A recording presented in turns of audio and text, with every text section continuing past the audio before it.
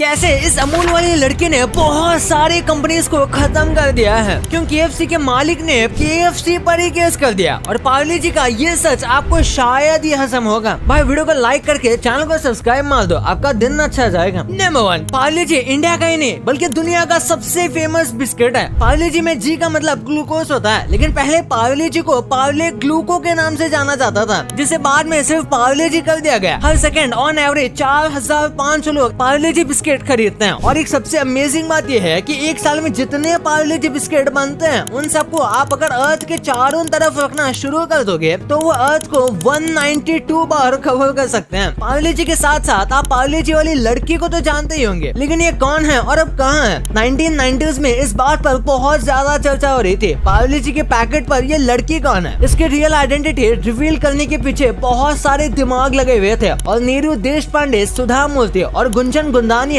ये तीन नाम सबसे ज्यादा पार्ले जी गर्ल से जोड़े गए। बहुत सारी रिपोर्ट्स में ये भी क्लेम किया गया कि पार्ले जी बिस्किट पर जो लड़की है वो सुधा मूर्ति की बचपन की फोटो है। उसके बाद तुरंत ही सेम चीजें नीरू देशपांडे पर भी छपने लगी, जो सबसे ज्यादा लाइमलाइट में बनी रही। रीजनल न्यूज़पेपर्स में इनकी फोटो के साथ शॉर्ट स्टोरी बहुत ज्यादा शेयर की, जिसमें लिखा गया था कि ये नागपुर से बिलोंग करते हैं, बहुत हम्बल बैकग्राउंड से। और इनके पापा ने 4 साल की उम्र में एक फोटो क्लिक की थी जो इतनी ज्यादा अच्छी थी कि इसे पार्ले जी के लिए सिलेक्ट कर लिया गया था। लेकिन कहानी में ट्विस्ट तो तब आता है जब पार्ले जी प्रोडक्ट बनाने के मैनेजर खुद आकर कहते हैं कि पार्ले जी कोई रियल लाइफ इंडिविजुअल नहीं है, इसे तो 1960s में बनाया गया था। Number 2, Vodafone dog. वोडाफोन का ये डॉग आप सभी को याद होगा, जिसे 17 साल तक वोडाफोन कमर्शियल्स में यूज किया गया था। 2003 में जब सारी कंपनीज मुसीबत में थी तब ये बताना चाहती थी कि हमारा नेटवर्क सबसे बेस्ट है और हमेशा आपके साथ रहेगा। और इसी थॉट को लोगों में फैलाने के लिए हच ने ये काम एड एजेंसी को सौंप दिया, जिसके बाद एक कंपनी के दिमाग में कुत्ते का आइडिया है। जैसे कुत्ते अपने मालिक के साथ रहते हैं, वैसे ही हच का नेटवर्क भी हमेशा साथ रहता है। इसी सोच को ध्यान में रखते हुए एड्स को शूट किया गया, जिसमें एक बच्चा जगह जगह जाता है और एक चीका नाम का कुत्ता जो पग नाम की स्पीसीज से बिलोंग करता है उसी बच्चे के साथ साथ रहता है। चीका यूनाइटेड किंगडम में पैदा हुआ था, लेकिन ये विशाल और लीसा बंडेकर के साथ गोवा में रहता था। जिसके बाद इसे एड में फीचर किया गया और देखते ही देखते ये एड और पग बहुत फेमस हो गया और पग्स की कीमत इंडिया में बहुत बढ़ गई। यहाँ तक कि 2005 में बहुत सारे लोगों ने तो पग्स के वॉलपेपर्स भी अपने स्क्रीन पर लगा रखे थे। Number 3, Amul girl. क्या आप जानते हो अमूल गर्ल को अपना कंप्यूटर खत्म करने के लिए बनाया गया था। अमूल गर्ल के स्क्रिप्ट को 60s में लिखा गया था, जिसको जितनी अटेंशन मिली उतनी कम है। अमूल के जन्म के टाइम पर उसका सबसे बड़ा कंपेटिटर पोल्सन बटर था, जिसके पॉकेट पर एक ब्लॉन्डे लड़की थी ग्रीन फ्रॉक में जो ब्रेड पर बटर लगा रही थी। लेकिन कुछ ही टाइम में अमूल बटर का सबसे बड़ा ब्रांड बन जाता है और पोल्सन बटर को साइड कर देता है। अमूल को अपना ब्रांड छोटे बच्चों और माओ में फेमस करना था, इसलिए लेट सिल्वेस्टर डकूना नाम के एक डिजाइनर के साथ मिलकर 1996 में अमूल के बटर के कैंपेन के लिए अमूल गर्ल को डिजाइन करवाया, जिसमें पहली बार अटली बटेली डिलीशियस लाइन यूज हुई थी और अमूल गर्ल एक हॉर्स पर राइड कर रही थी। और ये कैंपेन इतना ज्यादा फेमस हुआ कि आज तक ये लड़की अमूल के हर एक प्रोडक्ट पर देखने को मिल सकती है। नंबर 4, MDH मतलब महाशांति हट्टी। MDH की शुरुआत महाशय चुन्नीलाल गुलाटी ने 1919 में सियालकोट में की थी। उस टाइम ब्रिटिश इंडिया पाकिस्तान के पंजाब में रहा करती थी। फिर पार्टीशन के बाद चुन्नीलाल गुलाटी के बेटे धर्मपाल गुलाटी, जिन्हें आप MDH वाले चाचा के नाम से भी जानते हो, उन्होंने दिल्ली में अपने स्पाइसेस की शॉप ओपन की, जिसके बाद उन्होंने वहीं से अपने काम को एक्सपेंड करना शुरू किया। वहीं से इन्होंने अपने एम्पायर को बड़ा किया और आज इतने सारे एड्स में जो चाचा आपको देखने को मिलते थे उन्हें खुद प्रेसिडेंट रामनाथ कोविंद जी ने पद्म भूषण अवार्ड भी दिया है। अनफॉर्चुनेटली धर्मपाल जी की डेथ 3 दिसंबर 2020 में 97 की एज में हो गई थी, लेकिन फिर भी इन्हें आज तक हर कोई जानता है इनके एड्स की वजह से। नंबर 5, हो सकता है ओल्ड मंक रम आपने भी देखी होगी। क्या कभी आपने सोचा है ये बोतल पर ये मंक या कोई इंसान और इसकी कहानी क्या है? सर एडवर्ड डायल ने 1885 में ब्रिटिशर के बियर की नीड को पूरा करने के लिए बियर की फैक्ट्री ओपन की थी। फिर कुछ टाइम बाद उस फैक्ट्री के ओनर चेंज हो गए, जिसके बाद उसे मोहन मीकन नाम से जाना जाने लगा। ओल्ड मंक दुनिया के सबसे ज्यादा पुरानी और ज्यादा बिकने वाली रम है, जिसे पहली बार 1935 में पहली बार मोहन मीकन फैक्ट्री से लॉन्च किया गया था। इंडिया में ब्रिटिशर्स का उस टाइम पर बहुत ज्यादा इन्फ्लुएंस था, इसलिए ये रम बहुत ज्यादा सक्सेसफुल हुई और अब भी इंडिया में ये बहुत ज्यादा पी जाती है और इसके हर एक बोतल को हाथ से बनाया जाता है। और इसके बोतल पर जो आप बंदे को देखते हो उसके बारे में कहा जाता है कि एक काइंड हार्टेड ब्रिटिश मंक था जो मोहन मीकन में से चुपके से आया करता था और रम को टेस्ट करता था और बताया करता चाहता था कि इसका टेस्ट कैसा इम्प्रूव किया जा सकता है। उस मंग की कंपनी मालिक को बहुत अच्छी लगती थी, इसलिए 1935 में जब पहली बार ये ड्रम लॉन्च हुई तो इसका नाम उसी ओल्ड मंग के नाम पर रखा गया और उसी प्रोडक्ट को लगाया गया। और इस स्टोरी को आप ओल्ड मंग के ऑफिशियल साइट पर भी पढ़ सकते हो। नंबर 6, अमूल पार्ले जी की तरह वेंडीज के लोगों में भी एक रेड हेड लड़की दिखाई देगी, लेकिन इन तीनों में से सबसे बड़ा फर्क ये है कि वेंडी में जो लड़की है वो बिल्कुल रियल नहीं है, जिसकी कहानी जानकर आप ये हैरान हो जाओगे। वेंडी दुनिया की 3rd लार्जेस्ट फूड चेन है बर्गर किंग के बाद, जो डायरेक्ट कंपटीटर है मैकडोनल्ड की, जिसे 1969 में डेव थॉमस ने स्टार्ट किया था। और वेंडी ही पहली ऐसी फूड चेन थी जिसने सिंगल प्राइस लिस्ट मेन्यू में ऐड की थी, जिसमें सारी चीजें एक प्राइस की थी। वेंडी का लोगो वैसे तो पास्ट में बहुत बार चेंज हुआ है, लेकिन एक चीज हमेशा कॉमन रही है और ये है लाल बालों वाले लड़के, जिसके नाम पर ही पूरी कंपनी खड़ी हुई है। डेव थॉमस ने कंपनी का नाम अपनी बेटी के नाम पर रखा था, जिसे कुछ लेटर पढ़ने में दिक्कत आती थी। और इसके लोगों में एक अमेजिंग हिडन डिटेल है जो बहुत सारे लोगों को नहीं पता। इस लड़की के नेक को अगर आप ध्यान से देखोगे तो ब्लैक कलर से M लिखा हुआ है, फिर लड़की का राउंड नेकलेस से O लेटर बनता है और फिर से ब्लैक इंक से M लिखा है। ये लेटर मिलकर मॉम बनाते हैं, जो बताता है कि कंपनी फैमिली की तरह कस्टमर की केयर करते हैं और वैसे ही फूड प्रोवाइड करते हैं। वेंडी का जन्म 1969 में हुआ था, जिनकी बचपन की फोटो आप देख सकते हो, लेकिन अब ये कुछ इस तरह की दिखती है। नंबर 7, KFC यानी कि केंटकी फ्राइड चिकन। इसका नाम तो आप सबने सुना ही होगा, ये इतना ज्यादा फेमस जो है, लेकिन क्या आपको पता है KFC ने इसके मालिक पर केस कर दिया था। और KFC वाले ये चाचा व्हाइट कोट ही क्यों पहनते हैं? KFC की शुरुआत कर्नल हार्लर सैंडर्स ने की थी। उन्हें बचपन से खाना बनाने का बहुत शौक था, लेकिन KFC की पहली ब्रांच 1952 में यूटा में हुई थी और देखते ही देखते KFC इतना ज्यादा पॉपुलर होने लगा कि उसके बहुत सारे रेस्टोरेंट्स खुलने लगे। इसलिए अब उसको हैंडल करना सैंडर्स के हाथ में नहीं था, इसलिए उन्होंने अपनी कंपनी को कुछ इन्वेस्टर्स को बेच दिया, जिन्होंने पैसे बचाने के लिए इंग्रेडिएंट्स में कमी कर दी, जिसका पता सैंडर्स को चल गया। फिर उन्होंने अपनी बीवी के नाम से एक और रेस्टोरेंट ओपन किया, जो इन्वेस्टर्स को पता चल गया और उन्होंने सैंडर्स पर केस कर दिया। लेकिन सैंडर्स ने भी उनके नाम से ब्रांडिंग करने के लिए कंपनी पर केस कर दिया, जिसके सेटलमेंट में सैंडर्स को $1 मिलियन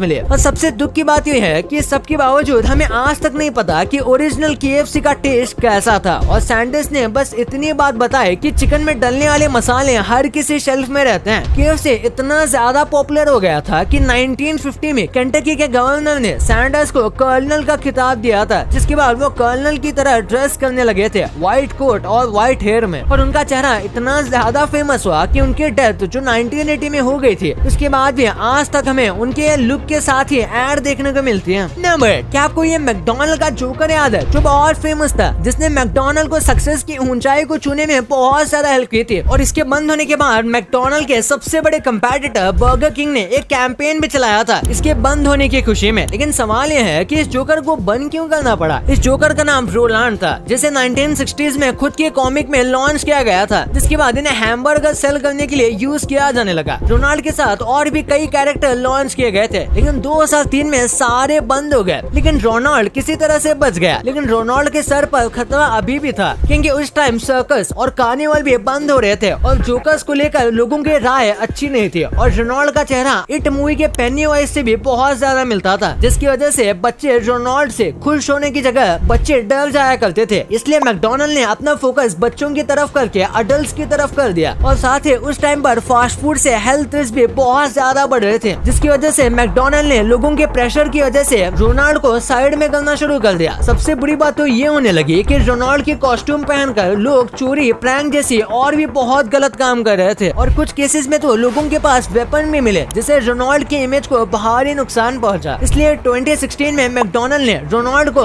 ऑफिशियली बंद कर दिया। लेकिन इसके वापस आने के बहुत ज्यादा चांसेस तो है, तो देखते हैं ये जोकर हमें फिर से देखने को मिलेगा या नहीं। भाई ये तो ठीक है, पर फिनियस एंड फर्ब के शो में इस फिनियस को आखिर में क्या होता है, ये देखकर आपके पैरों तले जमीन खिसक जाएगी। और अगर आप नोबिता और डोरेमोन को अच्छा समझते हो तो आपने इनके ये काले एपिसोड्स देखे ही नहीं। भाई ये वीडियो को अभी दबाओ और हाँ, ये वीडियो को लाइक करके चैनल को सब्सक्राइब करना भूलना ही मत। मिलते हैं अगले वीडियो में, तब तक के लिए बाय।